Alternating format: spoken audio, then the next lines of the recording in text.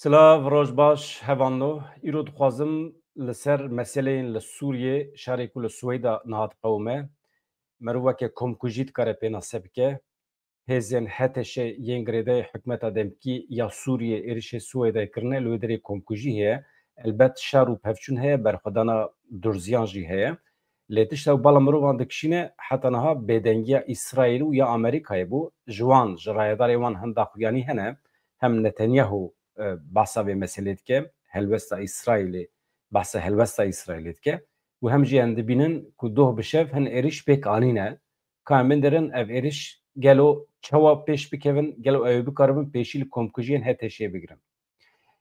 Yê pêjê jî daxuyaniyekî daye û qesede ji xwe ew jî niha hinek di alarmê daye li bendiyeka wê rewş çawa pêşkeve gelo ji milletê Durzû bang hene ji milletê Ereb ê li Sûriyê ku nava tirs û fikaran dane gelo ji wan wê bang hebe ji bo qesedê lê bi qasê ku em dibînin çapemeniya Erebî dişopînin banga milletê Ereb û Durzû ew e ku qesedê bikeve nava tevgerê pergala îro ya li Rojavayê Kurdistanê li temamê Sûriyê hakim be.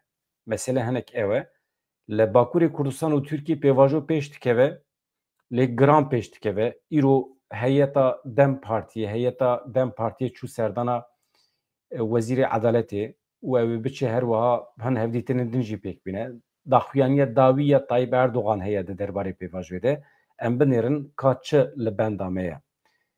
Wekî din tiştekî din a giring jî heye di vê bültenê de em ê behs bikin.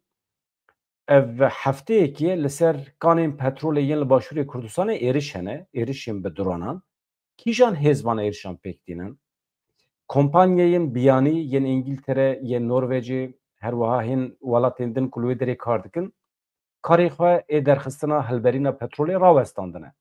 Yani êriş li ser rafîneya tişê dibe rafînerî ciyê ku petrol lê parzûn dibe yani parzûngeh e.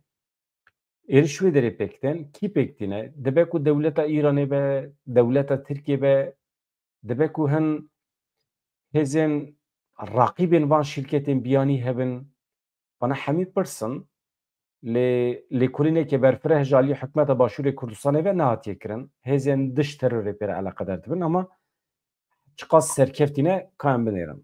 Eger hûn amade bin bülten dest pê dike ji we re spas dikim ji bo eleqeya we ji bo vê kanalê ev hefteyekî rewşa me gelekî baş e her hebin tiştê ku min ji bîr kiribin di peyama de binivîsînin em dikarin hema biçin nûçeyên deqeyê dawî bînin eger tiştekî hat berdestî we xeber bidin meşkerema xwe re. Hevanno em hema bi ew ê dest pê bikin Swêda li parêzgeha Swêda ya Sûriye hejmara kuştiyan derketiye derdora 210 kesan li parêzgeha Swêdayê ku peraniya şeniyê wê Durzîn e di rojên borî de di navbera komên çekdar yên Durzî û eşîrên Ereban de pevçûnên dijwar derketibûn paşê jî Durziyan û eşîrên bedewî hêzên hikûmetê ketin navhev û şer kirin saziya sor da zanîn ku hejmara kuştiyên pevçûn û înfazên meydanî yên li Swêdayê ji sebeha yekşemî ve gîjtiye 210 kesan hejmara qurbaniyan bi vî şekliye derdora 100 kes Durzîn e ji wan 21 sivîlin bawekî meydanî yani bi guleyên artêşa Sûriyê hatine gulebaran kirin gelek dîmenên bixwîn hene di salonekî de însan hatine gulebaran kirin bi tu away em nikarin nîşan bidin van dîmenên bixwîn ji xwe heqê me jî tune ye. Nod û sê endamên hêzên hikûmetê hatine kuştin. 18 çekdarên eşîrên bedewî yên Ereb ew rojên destpêkê hatin kuştin.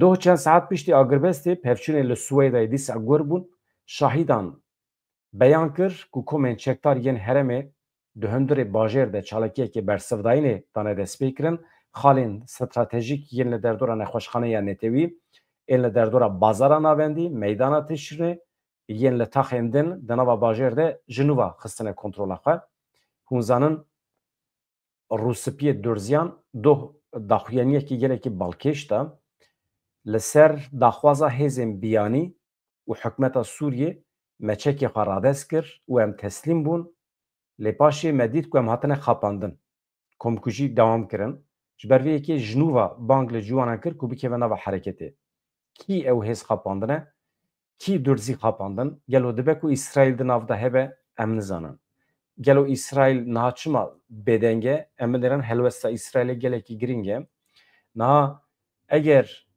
حکمتا شامه چواکو کمکوژی ل کارتوسه لاسقیه لهمبر علاویان پیکانی نه عینی تشتی لسویدا لدرزیان دکه اگر لوی دریجی بسر بکوه بکار به خلکی بترسینه اوی بری خواب ده روژاوای کردستانه جسارت کو ج سرکفتنا خواه یا لوان دران دگره اوی بری خواب ده روژاوای کردستانه دوی دمیده شخوا ایدی دنیا عالم دزانه امکانه کو yani قصده بکار به تبلیغی ارتشا بخوین ببه تونهیه قصده نکاره ببه پرچه کی وی ارتشا کجر شخوا رزدار عبدالله جلان دبیجه جولانی سروک داعشه برمایه داعشه سیاست و تاکتیک داعشه برای بدبه ev mesajı. Çıma gotuna rezdar hocalam gringe ne ku tespite. Tespite herkes de zane tespitçiye. Amihim peyamavi yaş bu rexistine la Rojavay Kurdistan'e. Nahad ve demide ku herkes bahsi ke qasede çeka dayne, Kurt çeki xwe daynin, Kurt di nava hükmetên xwe yên heremî de bihelin. Divê demê de ku behsa van tiştan tê kirin, bi taybetî ew camerê Amerîkî Tom Barak, nûnerê Amerîkayê ji Sûriyê berpirsiyare. Wî gotibû li pêşiya qesedê tenê rêyekê heye daxilê nava Sûriyê bibe, daxilê artêşê bibe, yani bi şiklekî xwe bihelîne. Divê rewşê de êdî em dibînin ku nemimkün e. Yani veger tune ye. Li gorî navenda mafê mirovan ya Sûriyê di nava komên êrişkar de kesên biyanî jî hebûne weke çekdarên Uygur, Özbek, wana beriya niha girêdayê dewleta Tirkiye bûn, ew jî niha li Swêdayê tevlîvan komkujiyan bûne. Heta saetên derengên şeva sêşemiyê jî doh bi şev li taxên rojavayên Swêdayê şer êrişên bi mûşekan ji aliyê hêzên hikûmeta veguhêz ve dewam kirin. Hêzên hikûmeta veguhêz yani behsa HTŞ dikin û çekdarên girêdayî wê ye. Girêdayê dewleta Tirkiye jî niha tev li hev bûne.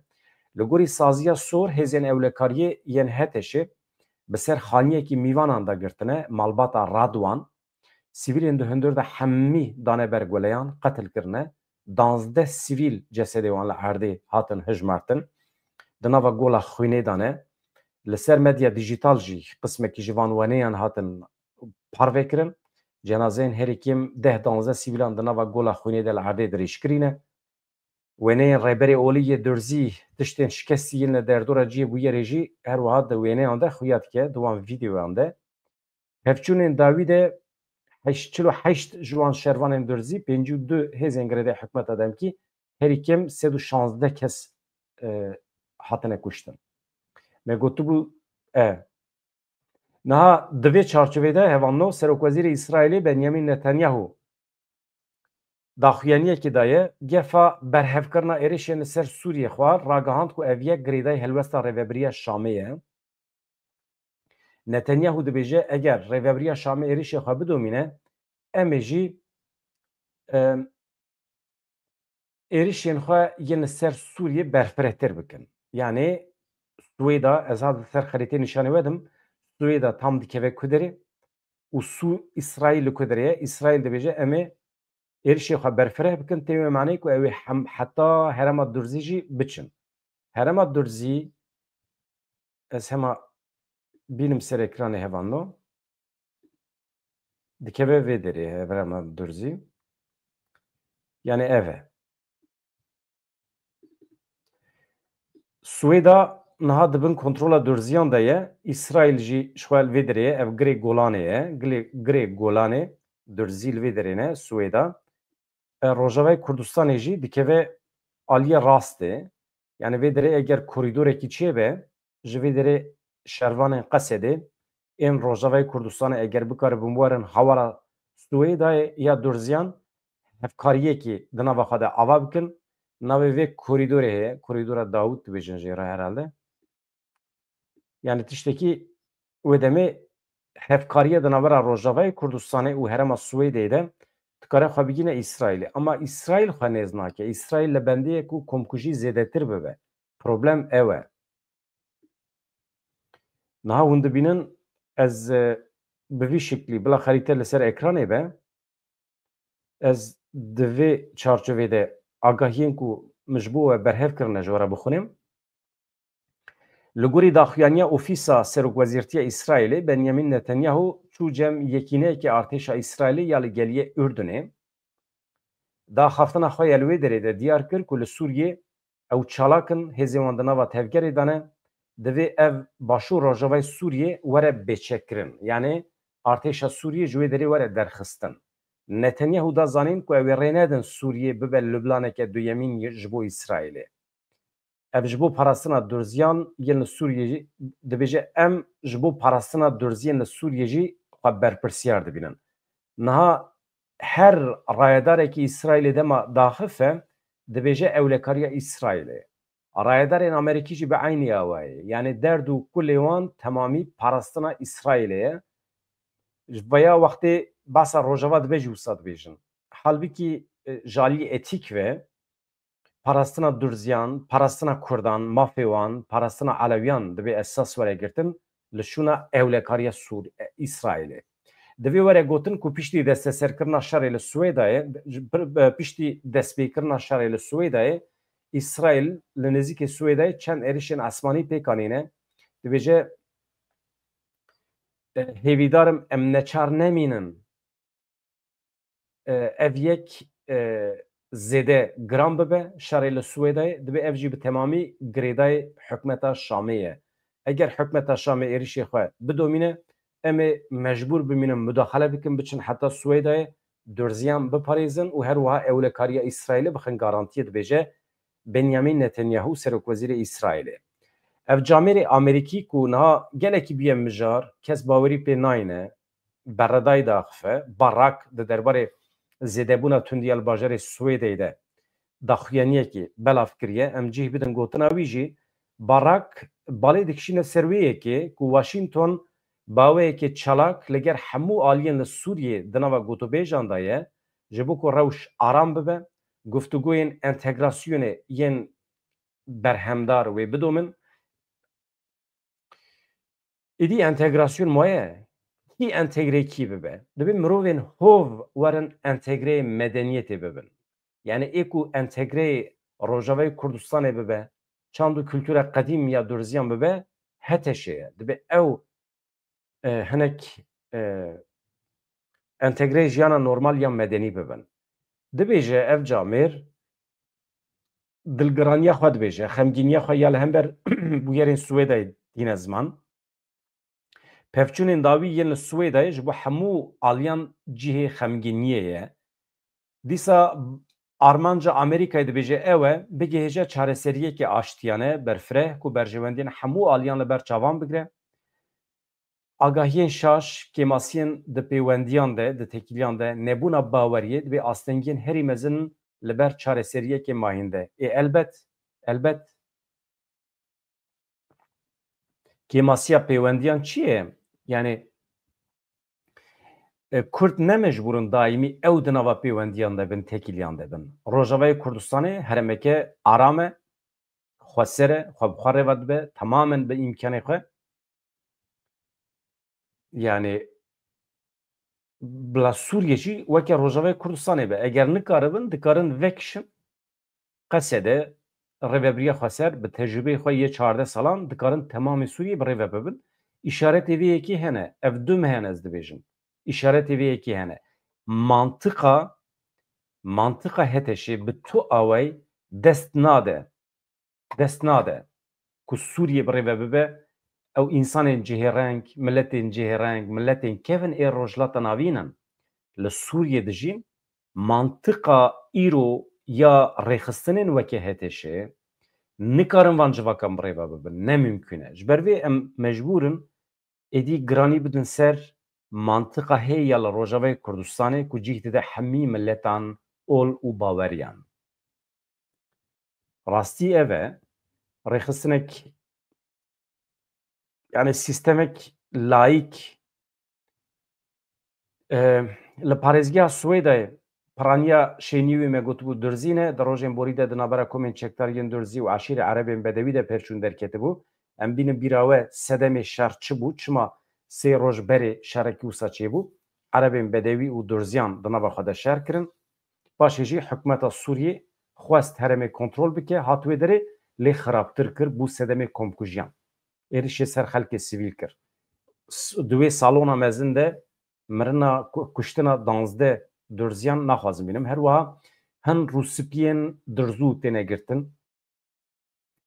Li ser medya civakî ev dîmen hene. Rûyê wan, porê wan, similê wan ku ev sembola baweriya wan e, sembola hebûna wan e, bêrûmet dikin, jê dikin, van însanan piçûk dixînin. Eger bi şiklê wisa bidome, gelê dirzû wê rabe ser piyan. Ji xwe rabiye ser piyan lê em dibînin ku li Lübnanê, li İsraîlê jî bi qasî milyonek dirzî hene, ciwanê wan dikevin nava hereketê, hestê wan ê netewî geş dibe. İsraîl em pê hesiyan ku rê vekiriye, rê vekiriye ji bo ev gencê wan werin li Swêdayê tevlî şer bibin, xwe biparêzin, milletê xwe biparêzin. Ev wisa ye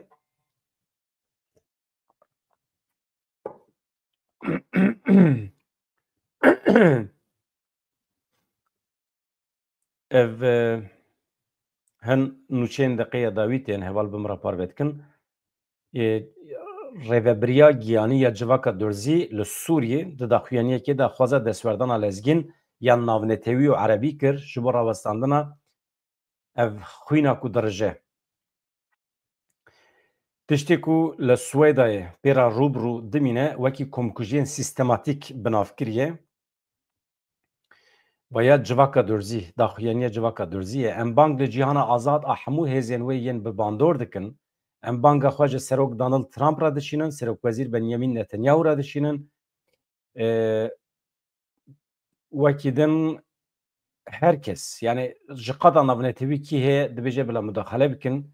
Ez bawer dikim yê ku dikare civaka durzî vê gavê xilas bike ji van komkujiyan, qesede ye hevkariya şervanên dirzû ya bi qesedê re. Merûv bêçek be tişta ku tê serê mirovan nûmuna wî ev e hevano. Niha hevanna ev barak tiştê ku dibêje wisa ye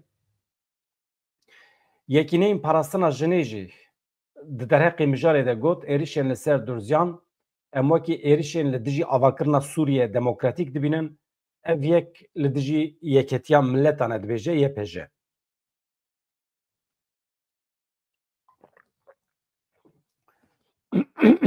Biborin. Nayê minekî navber bidin vê mijarê, ez behsa pêvajoyê bikim. Di nava bültenê de ez cardim biçim li hin ajansan binêrim di derbarê Swêda û komkujiya li ser durziyan de çi heye çi tune ez ê ji we re pêşkêş bikim.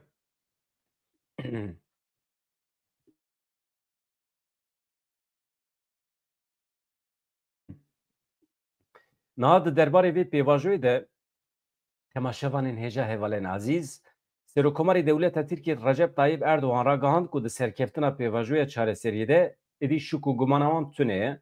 Ev yek wê sedî sed bi ser bikeve dibêje Tayyip Erdogan. Êdî ew gotina wî ye.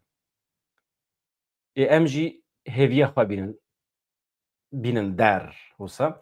Eger pêvajoya çareseriyê bi ser keve dibêje Tayyip Erdogan wê li Tirkiye serdemeke nû dest pê bike. Eger şerê di navbera artêşa dewleta Tirkiye û gerîlayên PKK de bi dawî bibe, wê aramî li Tirkiye pêk were, wê duwarên parastinê de, duwarên aborî, ewlehî, di siyaseta navxweyî de, di siyaseta derve de li Tirkiye wê serdemeke nû dest pê bike dibêje Tayyip Erdogan. Baweriya me bi biratiya me ya hezar salî heye. Êdî bila Kurd çi qas bawer dikin nizanim. Ama röportajên ku ji Kurdistanê tên dibêje çi dibe bila bibe Tayyip Erdogan bila dengê me hêvî neke. Em dengê xwe nadin Tayyip Erdogan. Tecrübeya 23 salan ya milletê Kurd heye bi Tayyip Erdogan re. Serokkomarê Tirkiye balê dikişîne ser wê yekê ku bi piştgiriyekê xelkê Tirkiye û Bakurê Kurdistanê ew dikarin bê tu şik û gumanan pêvajoyê bi ser bixin. Baweriya me bi biratiya me ya hezar salî heye. Wekî din hevano vana gotinê Tayyip Erdoganın ê rêzê ne. Ama herkes li bendiyê ku êdî di pratîkê de hin tişt pêk werin. Bi yek îmzeyekî Tayyip Erdogan Selaheddin Demirtaş û hemû hevalê wî dikarin serbest werin berdan. hatta bê îmze jî tenê eger qanûn pêk werin ew dikarin werin berdan ji ber ku biryara dadgeha mafê mirovan ya Ewropayê heye me 1001 caran ev mijar anî rojevê. Tayyip Erdoğan bila di rûtîneke tenê qanûnê pêk bîne mesele hal dibe. Yek jî binêrin mafên netewî ê Kurda heye û vegera ji sûçên ku dewleta Tirkiye pêk anîne heye. Binêrin. Mesela girtina siyasetmedarên Kurdan ên di zindanan de sûçê dewleta Tirkiye ye. Normal diviya bu ew nehatine girtin. Veya sûç e. Dewleta Tirkiye dema ku van sûçê xwe telafî dike mîna ku heq dabe Kurdan. Weke lütfekî pênasê dike. Ev şaş e. Hevanno. Dibe em sûçên dewleta Tirkiye û mafên netewî ê Kurdan ji nav hev derxin. Mesela müzakere wextê çê dibin em nebêjin bila Tayyip Erdoğan hepsiyê me yên zîndana berde. Ya ji xwe divê berde. Bila navê bajarê me li me vegerîne. Veya ne mafê netewî ye. Mafê binêrin eger navê bajaran navê kolanan ê Kurdî eger li wan vegerîne veya ji xwe heqê me ye. Navê gundan her tişt. Serbestiya li zîndanan jî bi eynî ew ye. Mesela em dibêjin bila dewleta Tirkiye sîstema qayyum bila rake. Ya sîstema qayyum ji xwe sûç e. Sûçê dewleta Tirkiye li hemer Kurdan pêk anîye. Veya ne mafê Kurdan e. Mafê Kurdan tiştekî din e. Milletê Kurd divê qedera xwe bi xwe tayin bike, xwe bi xwe rêve bibe, hem ji aliyê çekdarî ve asayişê ve, hem ji aliyê aborî ve, hem ji aliyê perwerdeyiyê ve. Pergalekî xweseriya Kurdan hebe. Kurd biryara xwe bi xwe bidine.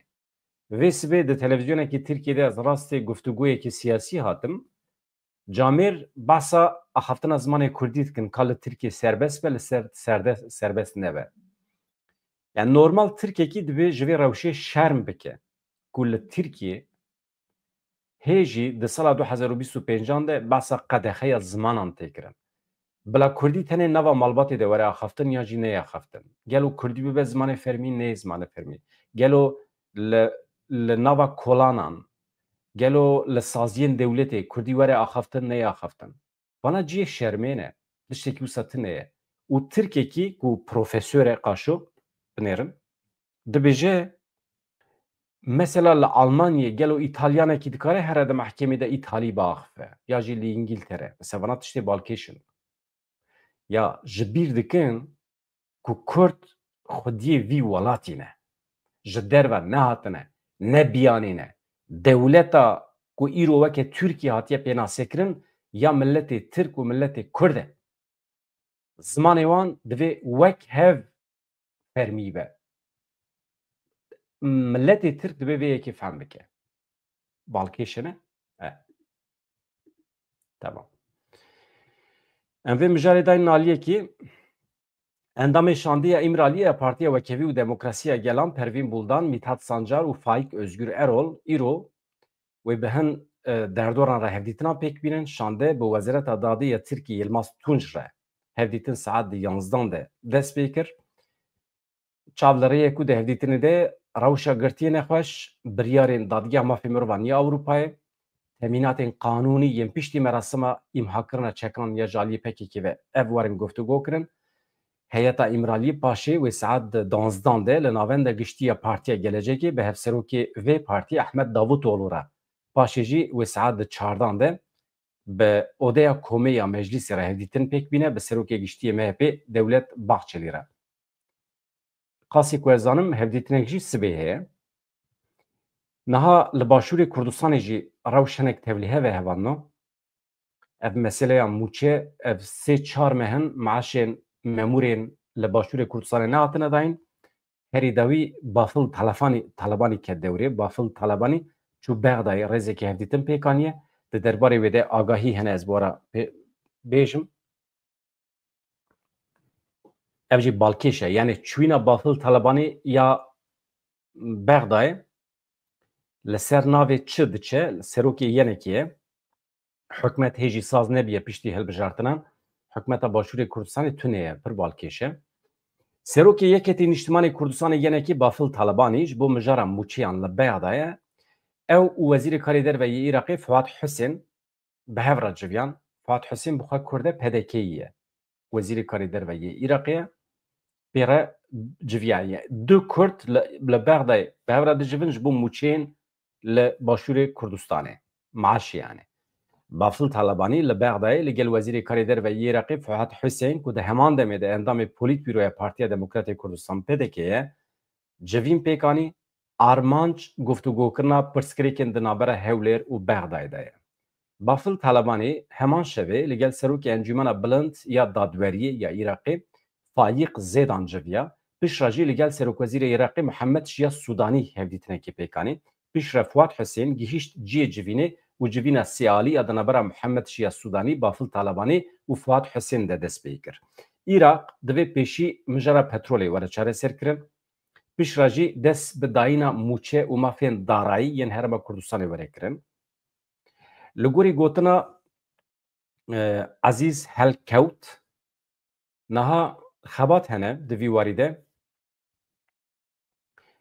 جداهی دنابرا راشنویس حکمت عراقی و راشنویس حکمت هرما باشور کردستان ده یا پترول ده دبی نمینه یعنی دبیجه ام هر دو آلی حکمت باشور و روبریا بغدای لسر زمینه که هفبش ورنجم هف آرمانش اوه مجرا پترولا کو رادستی کمپانیا یا سوموی تکرن او مجرا کجبو بکارانینا نافخوی هرما کردستان ته ترخان کرن وره چاره سر کرن و دمی اف دبیجه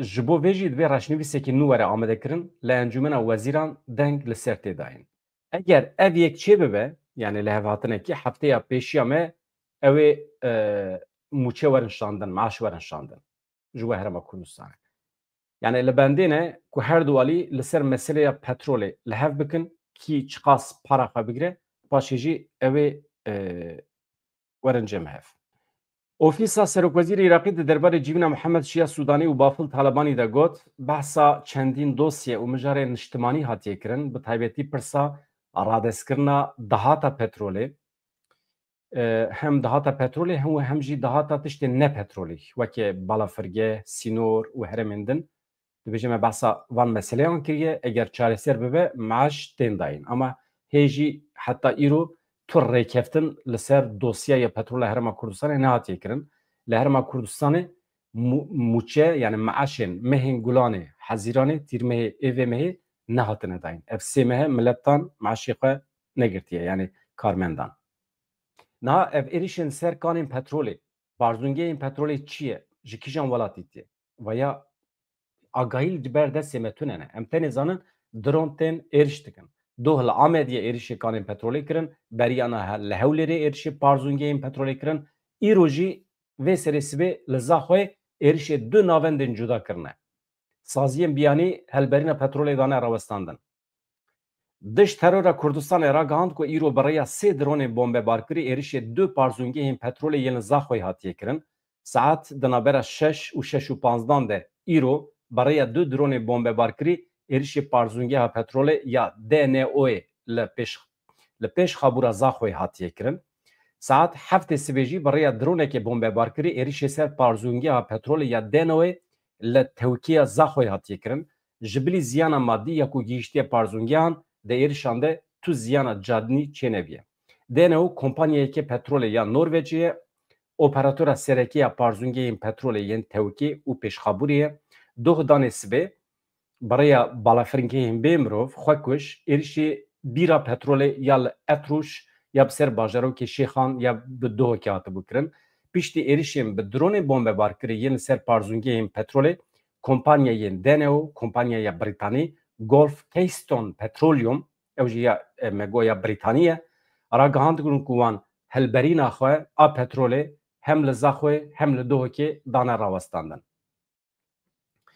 جه روژاوی کردستان جی هوانو از ویا هم راکم لروژاوی کردستان مسئله اوه هیه روبریا بنده وان روبریا خسر شیاری دا کو آسته یا آوا چه فراته کو بقاسی 5 میلیون انسان خودید که آوا چه فراته نزدیک آستا مریبیه اف جی و بنده وی خدمت در بخه و به سدما کارساته کی فلاکته کی Asteye ava çemê Firatê rojane bi qasî 2 santimetre kêm dibe. Rojane zêdetirî 6 milyon metrekûb ava gola Firatê kêm dibe. Herikîna ava kanala avdanê jî di saniyê de da ketiye 20 metrekûbî. İmat İbedê ji rêveberiya bendavan a rêveberiya Xweser li ser mijarê ji Ajansa Anhêrê a Xifiye dibêje ev bendava Firatê têra 14 milyar metrekûb avê dike lê niha asta avê tenê 7 metroyan ji asta bi bandor kêmtir bûye.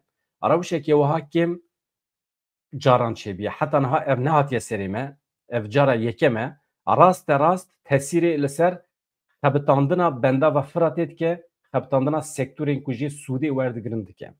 Sektorên ku ji vê bendavê Sûdê werdigirin hem tu zeviyan av didî, hem elektrîkê hildiberînî û hem jî ji bo ava vexwarinê bikartînî.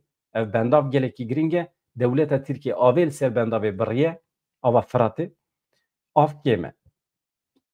Asta avê dibe wekî asta miriye, yani asta herî li jê re êdî naxebite. Yani şiyarî da ku êdî ev astê têrê nake ku türbînên hilberandina elektrîkê bixebitin, bikevin faaliyetê eger ev aste çend santimê din jî kêm bibe dikare bendavê ji xizmetê bi temamî derbixe. Herikîna avê ya niha di saniyê de ji 205 metrekûbî derbas nabe. Ev jî li gorî peymanên di navbera Sûriye, Iraq û Tirkiyeyê kêmtirî nîvê herikînê ye. Yani Türkiye peymana ku bi Iraq û Sûriye re imze kiriye ancak nîvî wî berdide. Ev jî sûçekî navnetewî ye. Li ser bendava Firatê 8 santim baş ev meselên teknîkî ne. Yani çiqas megawatt elektrik hildiberîne falan ew tiştên cuda ne. Hevan no. Niha em derbarê Swêdê de hin agahî tên ez jora dibêjim. Niha hevan no. Beriya çend roja di derbarê Silopiyê de tê bîra we daxuyaniyekê min hebû. Daxuyaniya min di derbarê awayê çalakiyan û meseleyên li Silopiyê. Hevseroka şaredariyê Jiyan Ormanlî li ser wezîfê ye. Li hemberî wî hin nerazîbûn hene, hin îdia hene ku pergala hevserokatiyê pêk nayîne. Di vê çarçovê de jî meşekî hatiye li darxistin û Partiya Dem Partiyê heremê jî Jiyan Ormanlî sewqê lijneya disiplînê ya Dem Partiyê kiriye. Heta vê saetê di derbarê Jiyan Ormanlî de biryar nehatiye girtin. Yani lijneya disiplînê biryar nedaye. Ka hakikaten iddiayên rêxistina heremî rast e nerast e. Di rojên pêşmede dibe ku biryarekî derkeve. Piştî ku biryar derket Jiyan Ormanlî ji partiyê hat avêtin wê demê ew ê biryar bide. Ya îstifa bike ya ew ê jî bawekî serbixwe serokatiyê xwe bidomîne. Na ev mijarekî me eleqedar nake. Li ser vê min fikrekî xwe beyan kiribû. Çi ye? Awayê çalakiya li dijî wî min rexne kiribû. Yani di vê demê de hê biryar ji lijneya disiplînê derneketiye çawa mümkün e ku merov bi van çalakiyê xwe bandor li heyeta disiplînê bike. Rexneyekî min hebû. Piştî vê rexneya min gelek hevalên me, dostên me, rêveberên Partiya Silopiyê Dem Partiyê aciz bûn. Aciziya xwe çawa beyan kirin? Qismekî wan ji me re peyam şandin, qismekî wan jî bi rêveberiya Stêrk TV re axivîne. Na ez heftê 2 cara li Stêrk TV bername çêdikim. Gotinên min ên di YouTubeê de tu eleqa wî bi Stêrk TV tune ye. Ez niha di YouTube xwe de bi temamî rojnamegeriyekê bi serbixwe pêk dînim. Rojnamegeriyekî li gorî xwe pîvanên xwe ê şexsî pêk dînim. Her tiştê ku di vê derê de dibêjim tenê min girêde de min eleqedar dike. Nerazîbûnekî hevala hebe ji kerema xwe re rica dikim dikarin bi rêya medya civakî xwe bigînin min û em dikarin di vê kanalê de cih bidin wan ew jî daxwazê xwe di vê derê de bibêjin. İtirazekî te hebe rêbaz hene. Telefonê min dikî tu dibêjî heval madem ki te behsa me kiriye em jî îtiraz dikin divê tu di wê kanala xwe de cih bidî me em jî fikrê xwe beyan bikin. Baya tiştekî pir normal e. Wê demê ez jî rêve dikim ew dibin mîvan ez pirsan ji wan dikim ew jî bersiv didin gilî û gazincê wan daxwazê wan di derbarê Jiyan Ormanlî de çi ye ew ê bibêjin. Ji ber vê yekê ez vê derê beyan dikim. Pir baweyekî vekirî. Tu eleqa min, tu eleqa daxuyaniyê min bi Stêrk TV tune ye. Billa sebep hûn li hember Stêk TV reaksiyon nîşan didin. Ya çi eleqa me bi Stêk TV heye? Yan jî bi televizyonekî din. Ez vê derê li ser navê xwe daxivim. Ji ber vê yekê yani hin hevalên me ên fedakar hene, ê gazî hene, ê malbatên şehîdan hene ku di vê rê de şev û roj xebitîne. Gelek hevalên me ciwan, jin telefonê min kirin dibêjin orta zivistanê em xebitîne, me rayê kom kirine, me ji bo jiyan ormanî were hilbijartin dibe em şev û roj xebitîne, keda me heye û em jî dixwazin bibin xwedî biryar di meclîsa şaredariyê de. Em jî dixwazin hukmê me derbas be, ne tenê hukmê kesekî, vana hemî mafdarin, normalin, vana merûv nikare îtiraz bike, rast e. Sîstemekî heye derveyê me, em nizanin, yani sîstemekî meclîsa şaredariyê çawa birêva diçe, heqeten jî min di jiyana xwe de ne jiyan ormanî dîtiye, ne ez pîrê axivî me, ne tu tekîliyekî min heye, em nizanim. Em nizanim. Ez tenê dibêjim însanekî ji partiya xwe wextê ku hat hilbijartin, dibe li gorî rêbazên prensîbên partiya xwe tevgere. Vane mühim e. Çünkü wextê ku merûv rêxistinkirî nebe, merûv belav dibe. Ji her seriyekî dengekî derkeve belav dibe. Ji vê derê ez jî li ser navê xwe dibêjim. Bi rêz jiyan ormanlî prensîbên partiya xwe tu esas bigirî.